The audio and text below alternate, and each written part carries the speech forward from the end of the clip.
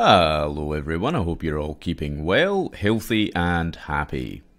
In this video, I'm going to talk about the education system. How did it become this behemoth, this tool of indoctrination? What happened to it? Well, the answer to all of these questions is that nothing happened to it. Okay? It's doing exactly what it was designed to do. Now, this is something that a lot of people don't understand. If you want to get a good handle on it, I would strongly recommend that you read John Taylor Gatto's book, Weapons of Mass Instruction. Okay? In that book, he explains how the state education system came to exist and its original function and current function, which are the same. What happened was in the late 1800s, at the tail end of the French Revolution, which produced socialism and then produced communism as a result of the teachings of people like Francois Fourier, who I've talked about, people like Babeuf, who I've talked about, and people like Alphonse Constant or Eliphas Lévy. And these people gave rise later to the likes of Marx and Engels, who started the communist revolution in Russia, and later, of course, to the Bolsheviks. Now, whilst this French Revolution was going on, the Industrial Revolution was also going full bore, okay? And rural populations were moving into the cities to find work in factories and cotton mills.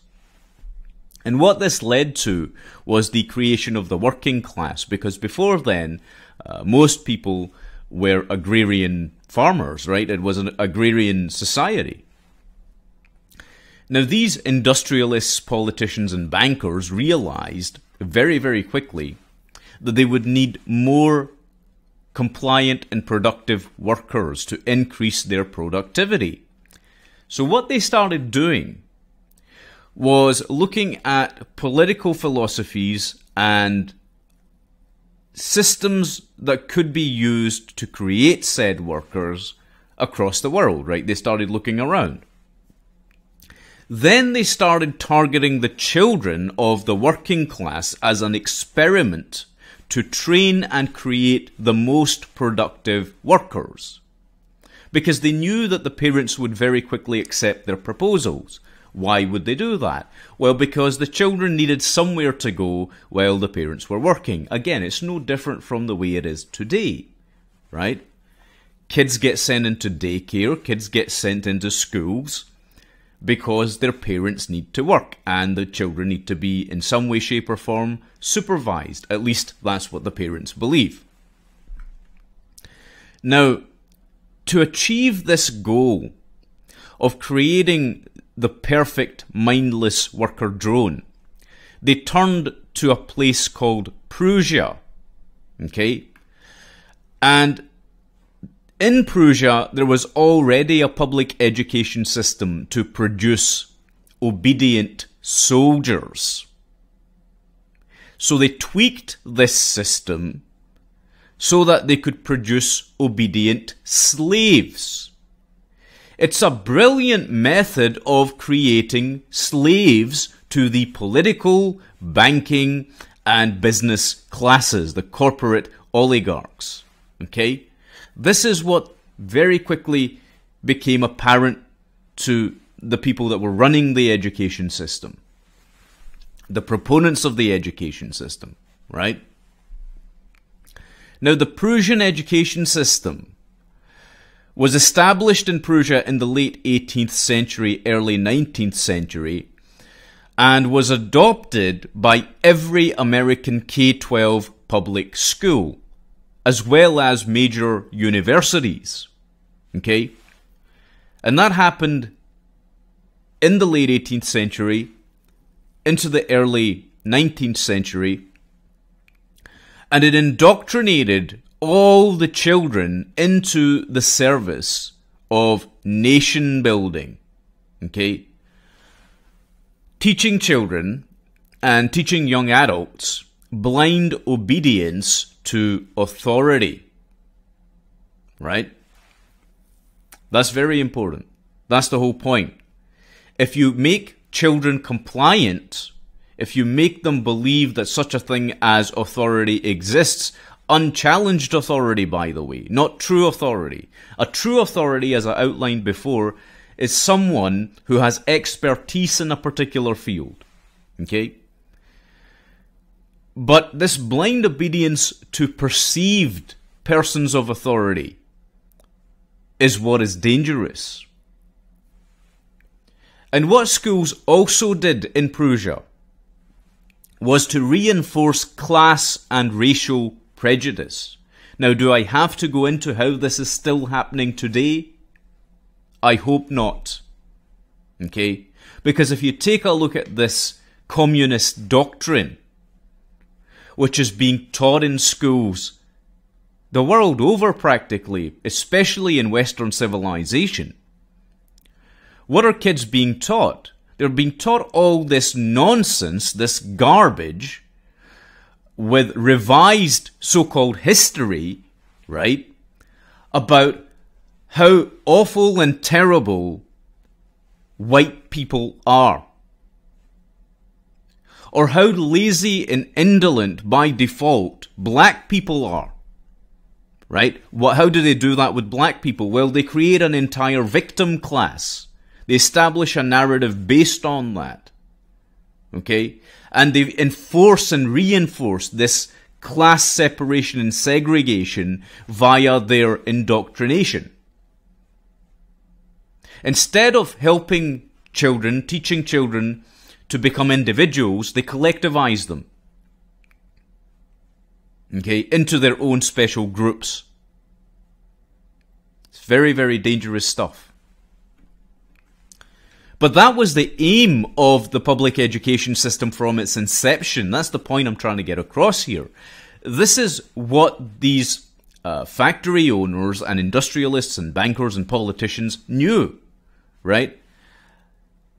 This system, you might even call it factory farming, actually. Human beings are farmed, and schools are very much live up to their name, actually. Right? Like a school of fish. Everyone just goes where they're told to go. Everyone just follows this perceived authority figure. Right? In the classroom, that's the teacher. In the school, it's the head teacher. And the number of times that people in these positions abuse their power and authority is staggering, and yet still people don't see it. So who were these people that brought in this education system? Who were these paragons in society? And I use that term laughingly, right? Who were they? Well, early American adopters included the first president of Johns Hopkins, a man called John Dewey. Now that's spelled D-E-W-E-Y. I would strongly recommend that you do some research on this guy, right? Because what he did was to advocate for Americans to support the Chinese transition to communism. This guy was an admitted communist, right? He wanted Americans to support China changing over to a communist country. That's pretty blatant, right? Another guy who championed this, who was an early adopter of this education system, was Daniel Coit Gilman. Now, here's the interesting thing about Gilman, right? He set up the General Education Board. But the General Education Board was later renamed the Rockefeller Foundation. Does that give you an insight into what is going on yet? Right? And what has been going on? Another guy who played a pivotal role was James McKeen Cattell of the University of Pennsylvania and Columbia University. He's had some very, very interesting ties into the same socialist framework, if you will, that was brought in to create this education system of slavery. And you also had James Earl Russell, who taught at the New York College for the training of teachers. Okay? And he set that up, in fact, right? The College for the Training of Teachers. That's laughable. Teachers? That wasn't what they were designed to be. They weren't designed to teach, as in the old methods, perhaps, that we might find in Greek education, where Socrates or Aristotle would hold these public gatherings so that people could truly learn via logic and reason. Okay? They weren't creating teachers out of this. They were creating willing slaves who would enslave other slaves. And it's particularly insidious because they were doing it to children. Now, that's America. But guess what? The French and British education systems were based on the American system. This is something that a lot of British people and French people and European people do not know. Okay? We took that same idea that was based on the Prussian system and adopted it in the 1880s.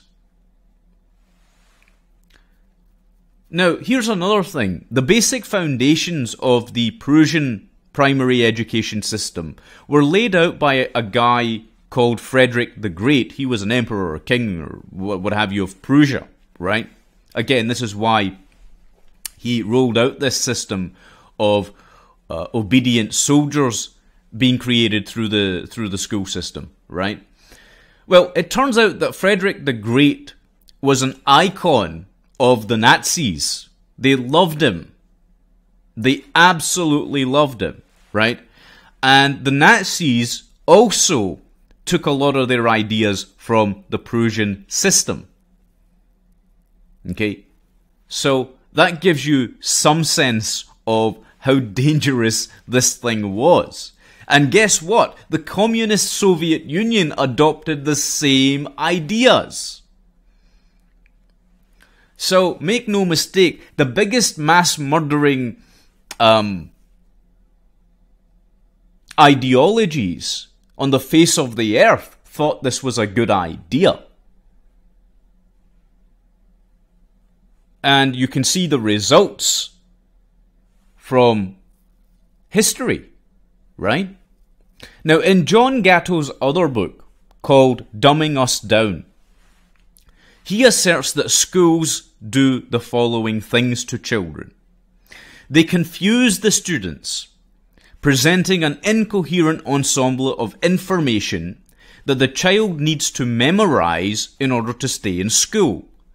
Apart from the tests and trials, this programming, Gatto asserts, is similar to television.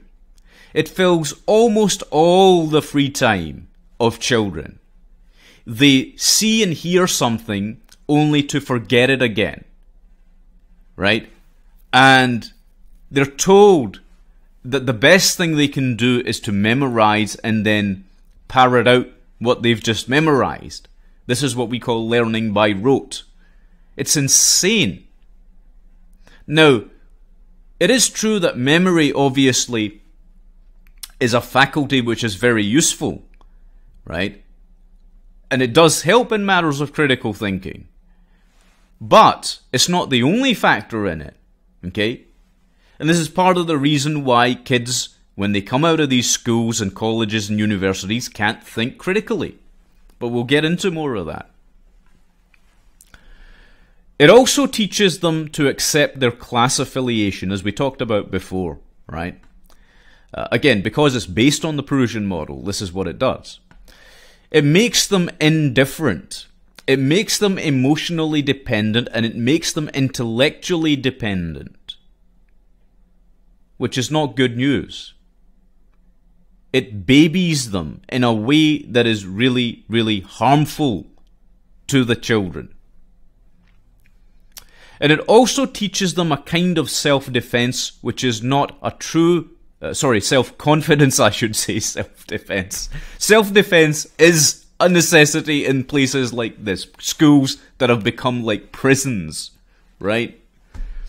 It teaches them a kind of self-confidence that requires constant confirmation by experts or so-called experts, okay?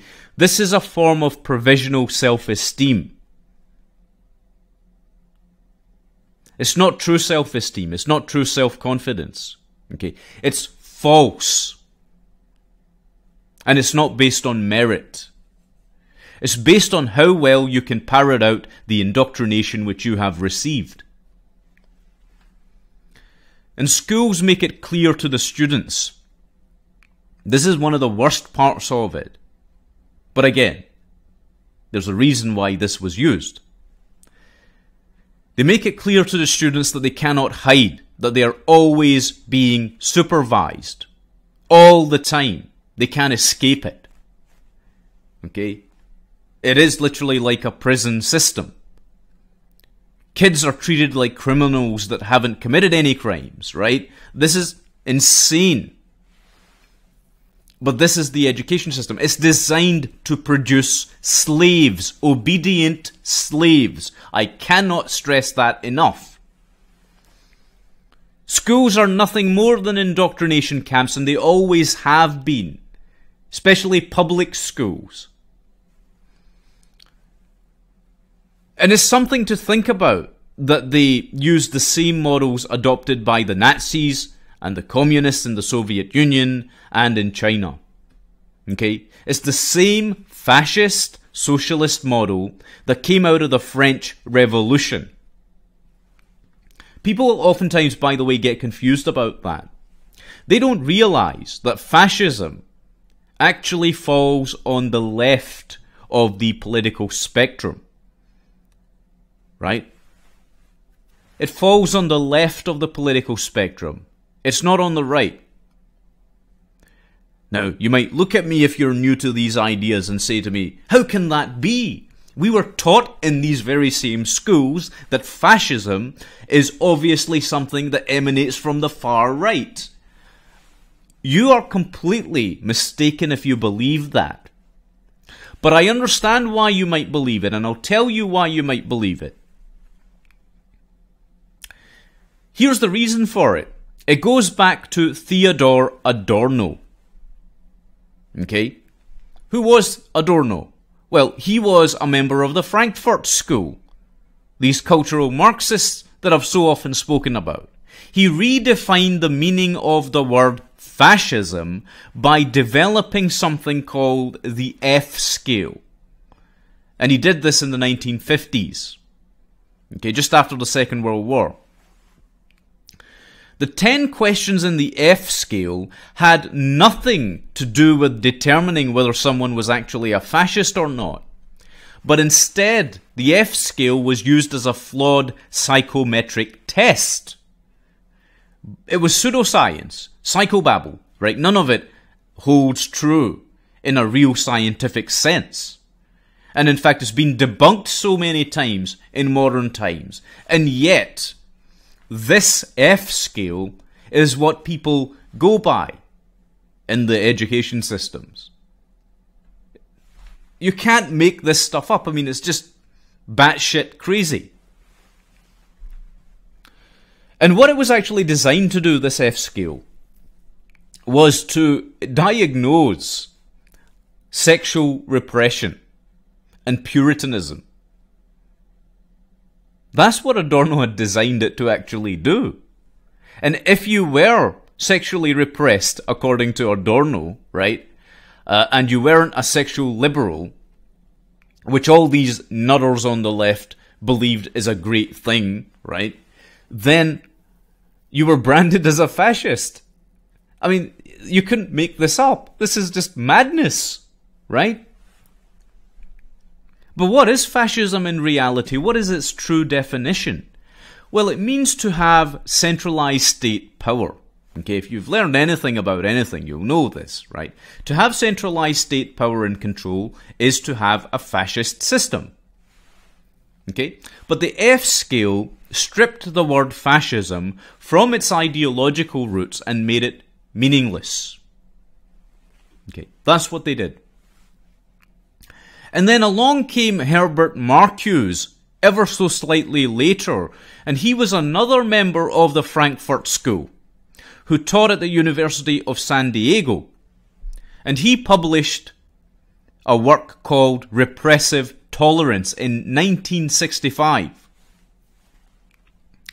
Now, the central premise of that publication was that the left, i.e. the socialists and the communists, don't have to be tolerant of those on the right, who they purposefully branded as intolerant. They used Adorno's F-scale to brand them as fascists. Okay? Why did they do that, you might wonder? Despite the fact that the majority of mass murdering regimes have been vehemently on the left, the hard left, the radical left, right? Well, his basic idea was that if the left could frame their political opponents as intolerant, they could ignore their rights. Okay? He even advocated using violence as a means to silence opposing views.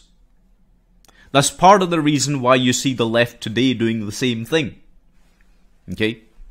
Because Marcuse believed very strongly in the very ideals that were spawned from the French Revolution, which was very violent and bloody, right? That same socialist revolution contributed to socialist thought later on, including in the Frankfurt School, including with Gramsci and Marcuse and Adorno and others, right? And it produced this damaged, destructive, nihilistic system that we're all living under today. So, Marcuse excused violence on the left by calling it a social good. Okay? He was entirely opposed to the idea of free speech, which is a central principle of the American Constitution and a foundational element of natural rights, according to natural law. Okay? And by painting his opponents as fascists, he was able to justify the left's own behavior all throughout history. Here's what's even more bizarre. These so-called anti-fascists on the left, right? The socialists and the communists, actually adopted Martin Heidegger's philosophies. Right? For those of you that know who Heidegger is, you'll be laughing, right? Heidegger was a member of the Nazi Party. He was a member of the Nazi Party, and he was an enemy of technological capitalism. He was also an anti-humanist and hated America precisely because of its constitution. All of these people have hated the American Constitution, the notion of natural rights and the notion of natural law. They've all despised them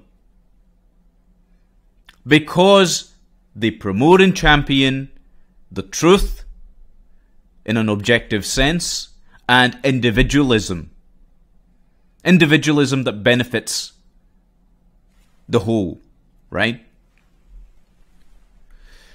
But these are the people who have shaped public education in the West for the last 160 years.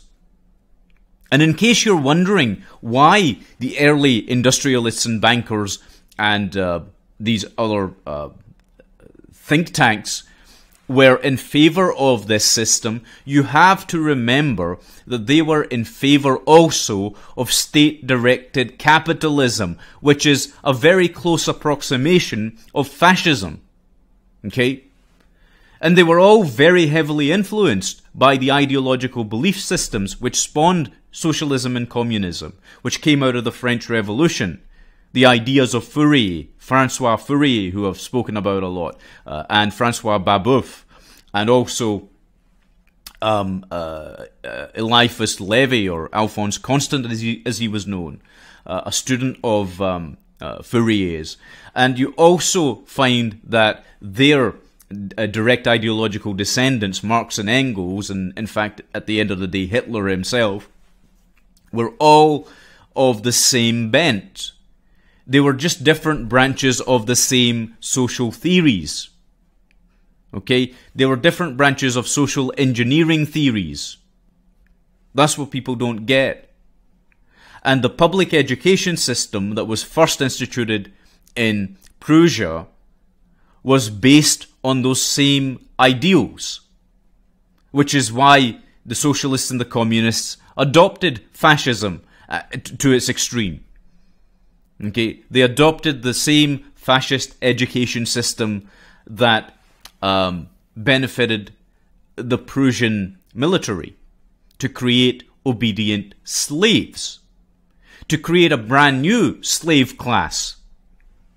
Okay? One of the other reasons they targeted children, and the final thing I'll say about this, which occurred to me just very recently,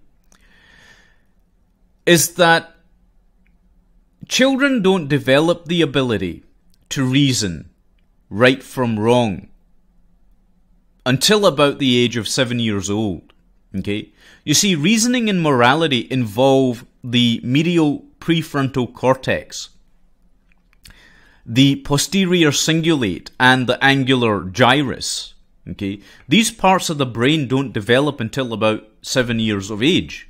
And at that point, kids naturally start developing reasoning and moral judgments in the world, right? They develop these gifts, these attributes. And what these people realized way back about 160 odd years ago, as I say, in the 1800s, was that if you indoctrinated children at a very early age, and if you indoctrinated them at earlier and earlier ages, then they become easier to manipulate and control.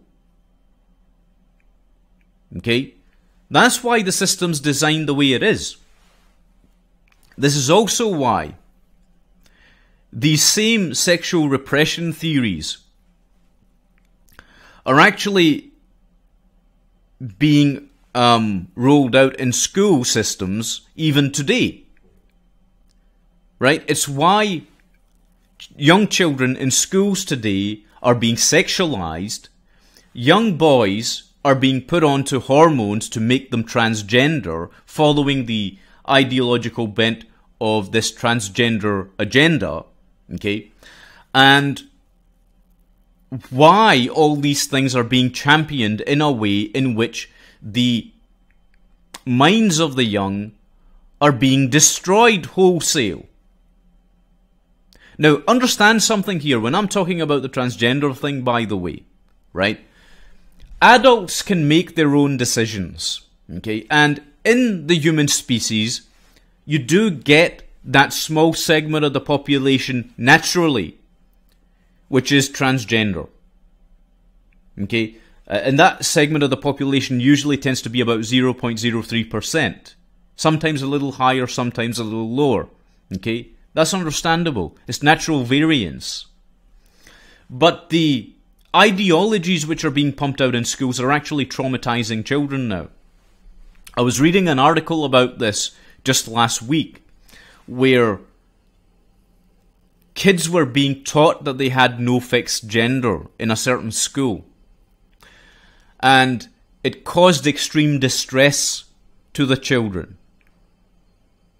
Because children don't have any sense about these things, right? Particularly when they're below 7 years of age. They just don't know. And when they start being taught garbage, relativistic garbage, it starts traumatizing them. The whole school system is actually designed to cause trauma. at this point in time, and before as well. At this point in time, it is there to do just that. But it always has been. It's just that we've never really seen it taken to these extremes because the populations before would never have accepted it. And parents today shouldn't be accepting this either, quite honestly. Right? And the net result of all this indoctrination is that you get people coming out the other end of these schools, colleges, and universities, thinking that they're very clever, thinking that they're very smart. They have this intellectual arrogance when they don't know jack diddly squat about the world around them or themselves. And they become a destructive and malevolent force. Right? That's the thing. That's what this education system is doing, and it does. Because it doesn't promote critical thinking. It was never supposed to. It was only designed to create a willing slave class. Okay? It was designed to create that slave class for those small number of people at the top of the food chain, in elite circles, who wanted to control humanity. All 7.2 billion of us. And the best way they can do that, the best way they figured to do that, was through these programs of social engineering, through the school systems. But that's what is wrong with the education system. That's everything that is wrong with the education system. It's why it is what it is. It was always designed to be this. Okay? Anyway, thank you very much for watching. Take good care of yourselves, and God bless you all.